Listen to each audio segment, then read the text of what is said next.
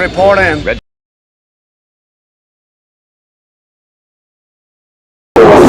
This is it, boys. Red Leader, this is... What's up, you fucking nerds? So, today we're going to do something that's been kind of, bouncing around in my head for a while. We are going to do the Hot Wheels Starship Select line. We're going to do a few vehicles from that. But it's not just going to be a review of those vehicles. We're also going to do some size comparisons. Because, believe it or not, there's one or two vehicles, not a lot, but one or two in this line that can actually scale in with your Micro Galaxy Squadron. And the ones that can scale in, I know a lot of fans are going to be really happy about.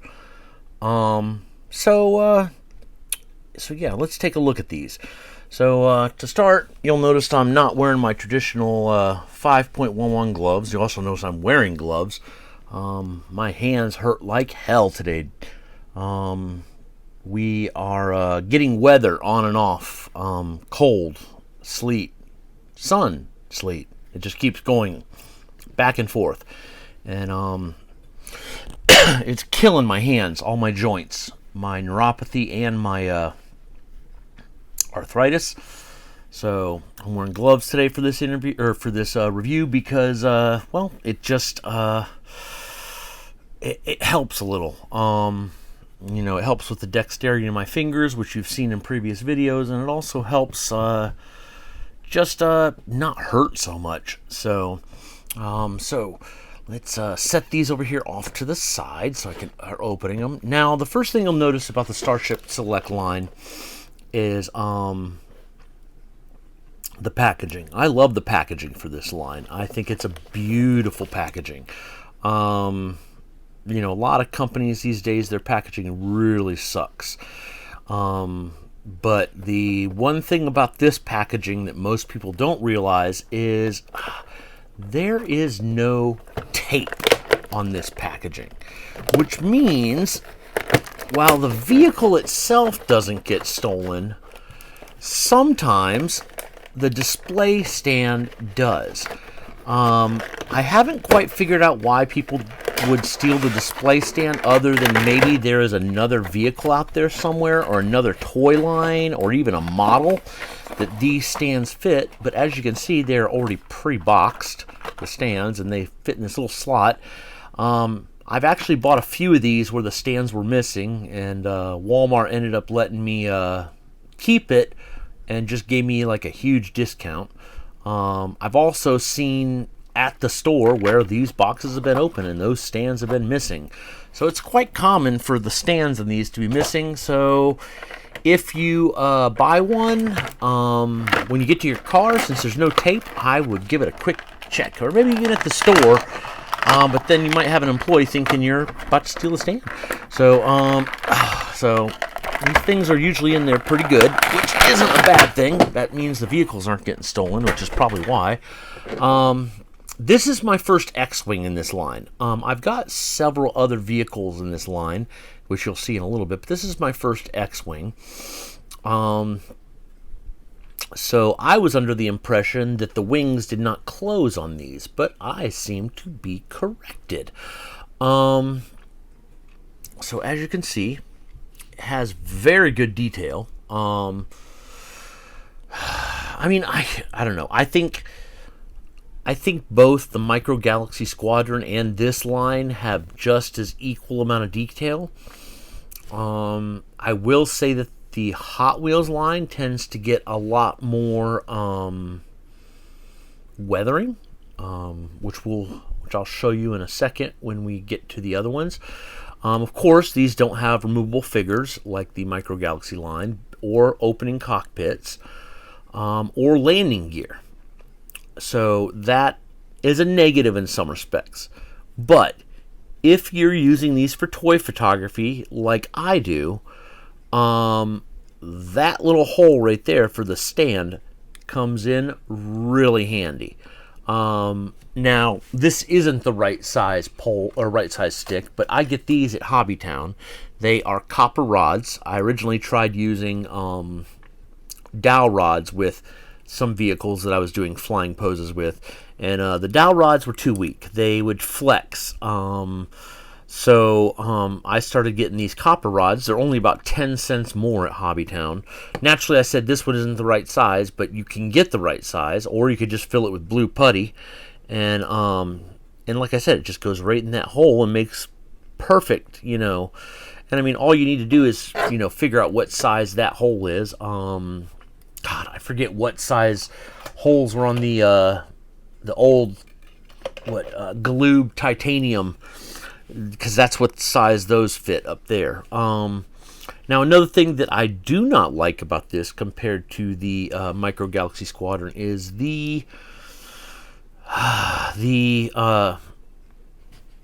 laser cannons are very rubbery, you know, which can present a warping problem. You know, I might have to, I don't know what I'm going to do about that. I don't know. Maybe nothing, just for toy photos. You know, of course, these are a lot sturdier. They're not going to break as easy as the Micro Galaxy Squadron. And also being die-cast and stuff, like when I do the comparison in a few minutes, you'll notice that these are a lot thinner. A lot, you know, not necessarily, what's the word I'm looking for? They just look more, less toyish, more, more realistic. I mean, now that doesn't apply to all of the Starship Select vehicles, just this particular one. But I'm opening this stand just to show you how they fit on the stand, because I usually don't open my stands. I just put them away because my Starship Select, like I said, are my ones I use for toy photography, so they go into a bin. But, you know, like I said, these don't come with landing gear, but they the stand is a definite plus.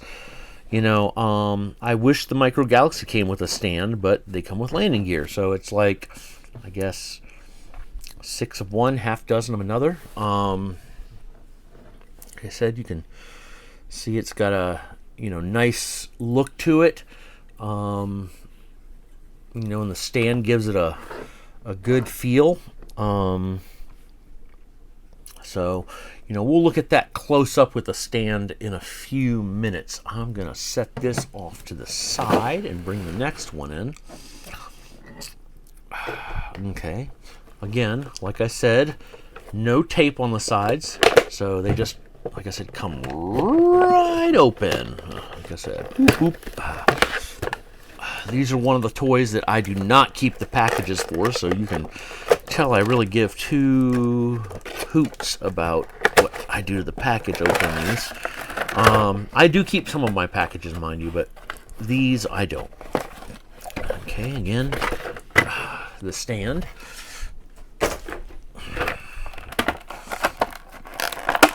Okay, so, get that out of there. Come on. There we go. Alright, you know what? Just for shits and giggles, I'll put this one on the stand too, just so you can see how it looks when I get done. So,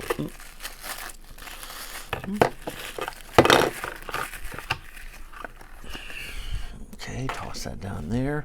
I don't have to worry about Miss Gretel today eating plastic or paper because she's asleep in the other room. Although with me making all this noise, she might be awake in a few. So, as you can see, like, it's got good detail. With the Y-Wing, I think my only complaint would be actually more weathering. Like, the X-Wing looks like it has more weathering than the Y-Wing. And the Y-Wing was the one that was way dirtier in A New Hope. But I still really dig the sculpt of this. Again, no moving parts except for the little ion cannon on the rooftop. You know, and again, the guns are a little rubbery, but you know, not much when it comes to, you know, like I said, moving parts. But for toy photography, these work really well, especially when you're you know, doing a frontal shot of it, like coming at you. Get in there. Yeah, see, this is one of the reasons I wore my gloves, because if I was trying to do this with my raw hands, it would be hurting a lot. So, as you can see, it has a good-looking profile. This and this actually scale very well together. This might be a little bit on the small side compared to the X-Wing. I'd have to look at one of my comparison charts. But again, you'll find this is really on the small side compared to Micro Galaxy Squadron in a second. But I guess for certain shots, you could probably use them together. So, anyways, and our last one. So I was actually really surprised to find this last one. You know, I've seen the X-Wing before, although I believe that is, on the package it says Red 3. I know there's Red 3 and Red 5 out there, so, you know, the Y-Wing was kind of new. I've seen it online, but the Sandcrawler was uh-oh, there is tape on here. Lo and behold, they fixed a problem. So I guess retailers must have said something, because this is like wave, what, 5? And now there's tape on here? So I'll grab a X-Acto knife out of here, because I did not bring my big honkin' Japanese knife over here. And we can... Alright, that is a surprise to me. Man, I am proud of them. Yeah, I mean... okay. Put that back. Oop. Oh, well, I can pick that up later. There's nothing that Gretel can get into anyways. Okay, so let's go ahead and open this. Oh, they also taped that little side shut. So you can't get in there. They've kind of made it double hard for thieves to get in these boxes. I am impressed, Mattel. I am impressed. I most likely will not display this on the stand. I don't know, maybe. I mean, it's just a flat stand. Probably keep it from rolling. Yeah, it has some divots in it. Keeps it from rolling. So yeah, probably will display it in the stand. But like I said, the Sandcrawler is it's got a great profile. You know, I don't see any moving parts. I don't think that hatch opens up in the front. I think it's a seam, not a hatch. And then, of course, on the side, really my only complaint about this vehicle would be whatever they used for... That looks like it's made out of plastic compared to the rest of it, which is metal. And I assume it has something to do with the base, which has the wheels and stuff in it. It's a little disappointing. I mean, not so much that I dislike it, especially considering Micro Galaxy Squadron has not given us a Sandcrawler yet. Not like I can use this with my figures. It's way too small. But I definitely could do some shots at the beach with it coming up over the dunes, because that's one of the good things about being in North Carolina is I live relatively close to the beach, within about an hour and 45 minutes. So, but yeah, I mean, it's a cool little vehicle actually. So before I do the comparisons, let's get some close-ups of these on their stands. Okay, boop. All right, there we go. Okay. Now again, the Sandcrawler you can see is got a beautiful profile. Good-looking vehicle. I might make it a little dirtier if it was my choice. I might actually take a little bit of paint to it. I don't know. Got your little Jawa cockpit up there. Let's set this off to the side because, like I said, I do not have something to compare that to. Okay, and then of course, I said I would get some close-ups of the Y-Wing and the X-Wing on their stands. So, like I said, they, you know, I could always put this on the turntable and let you look at it, but I'm not going to reach over there and get it at the moment. Might before the end of the video, but like I said, and that's that. And then the X-Wing, like I said, they do have some good profiles. Like I said, you can already see a little bit of problem with warping. I'm going to figure something out for that for toy photography. If somebody knows a 3D printer somewhere, somebody who makes laser cannons for the S-foils of an X-Wing, please let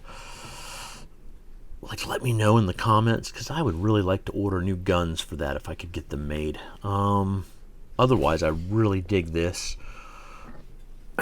Okay, so we're going to start with the X-Wing. Let me get it off the stand. So, face my camera down more so you can get a better side-by-side comparison shot. There's the X-Wing. And like I said, this has got her landing gears on, but this is Hera Syndulla's X-Wing from the Micro Galaxy line. As you can see, there is a very, very considerable size difference there. The two will not scale together well at all. You may be able to use these for background pieces with these in the foreground, but definitely not going to work together like well. Okay. Next, since we're looking at vehicles I just reviewed, we will start with the Y-Wing. And then I'm going to show you some other Micro Galaxy vehicles that I have and compare them to other Starship Selects that I have open. Again, huge comparison difference. Like I said, I felt like this scaled a little small to the X-Wing, and I was right, because the Micro Galaxy line is much more in scale with each other, and the Y-Wing is supposed to dwarf an X-Wing. So the Starship Select will most likely not scale well with the X-Wing, because, like I said, they are very comparable in size, and the Y-Wing is supposed to dwarf it. So, and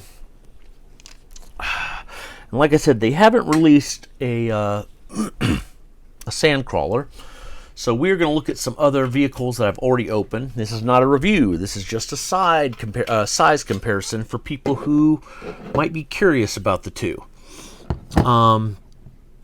Like I said, Starship Select TIE Fighter beside a Micro Galaxy TIE Fighter. The Starship Select is slightly smaller. Yeah. It's funny, the balls look about the same. Oop, I guess that would help if I turn the right side up. The balls look about the same, but the wings look different sizes. That is... So, I mean, I don't know. I wonder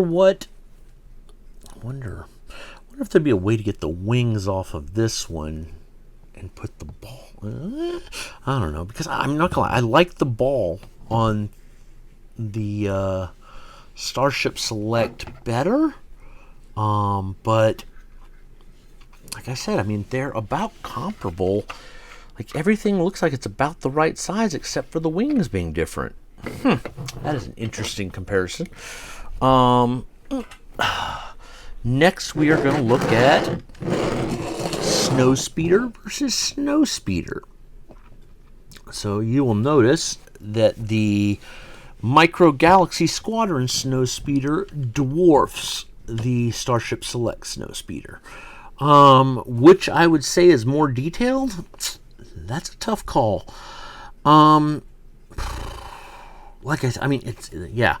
I like the Micro Galaxy Squadron Snowspeeder better. I like its proportions better. Not gonna lie though, I am buying a bunch of these to build a squadron simply for toy photos because these are much easier to pose because, again, like I said, you don't have a stand on these. And that stand, that little stand hole, when it comes to toy photography, makes a lot of difference. I know it's weird to say, but it does. For at least for toy photography, not for collector purposes. I mean, I would much rather have the Micro Galaxy Squadron on my shelf than the Starship Select. Okay, Jedi Starfighter compared to Jedi Starfighter. Like I said, the Starship Select is much smaller in size. So yeah.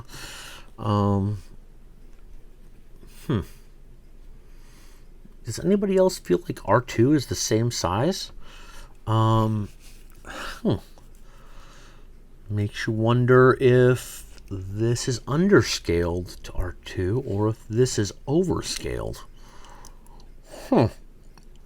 That is interesting. Okay. Okay, next. Oop, lost a wing.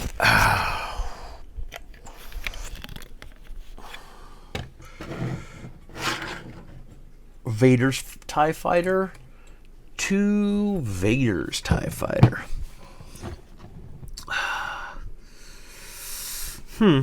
Again, I feel like the balls are about the same size, but the rest of it is... Wow, that's a tough one. I will say I like the detailing better on the Starship Select. But as you can see, they completely different scales. And then finally, we're going to get to the last vehicle. But here's the thing. This is the one vehicle in the Micro Galaxy line that scales correctly with the Starship Select line, and it's the one vehicle that Jazzwares has given us, but not the right one. The A-Wing. So, if you line them up gun to gun, okay? So, we'll move forward a little bit on the camera so we can see better. Okay, if you line them up gun to gun, the cockpits line up. They both are the same size. The guns are the same size. This one has a longer nose and a longer tail, but this one has a shorter tail and a shorter nose. But if you compare the Force Awakens A-Wing to the A-Wing from the original trilogy, they are completely different vehicles. Like, for instance, this area behind the cockpit, they cut that off. From what I understand, the reasoning Disney did this was because had something to do with a percentage of, like, if they used a certain percentage of vehicles, characters, and etc., from the original trilogy, they would have to pay George Lucas a higher percentage in royalties. So by changing a vehicle just enough, it allowed them to basically cut money out of George Lucas's royalty paycheck, which I think is a shitty fucking thing to do. It's Disney. I'm not going to fucking argue about that. But yeah, I mean, it had to do, a lot of the reason vehicles changed. I mean, and of course, there's people like Ryan Johnson who argue, well, it is 20 years later. Yeah, you're right. It is 20 years later. Granted, there might be a new model A-Wing, but come on, let's look at the United States military. I mean, we have the F-22, but there's still F-14s and F-16s in service, and those things have been in service for 40 years.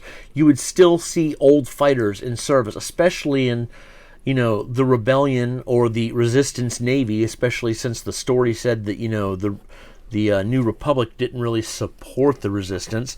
So yeah, but the Starship Select is the correct scale for the Return of the Jedi A-Wing.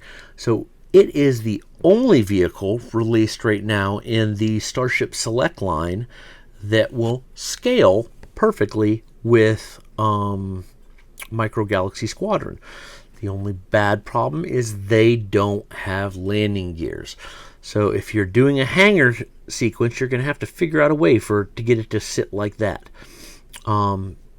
Yeah, so, I mean, even if you look at the engines are almost the exact same length too.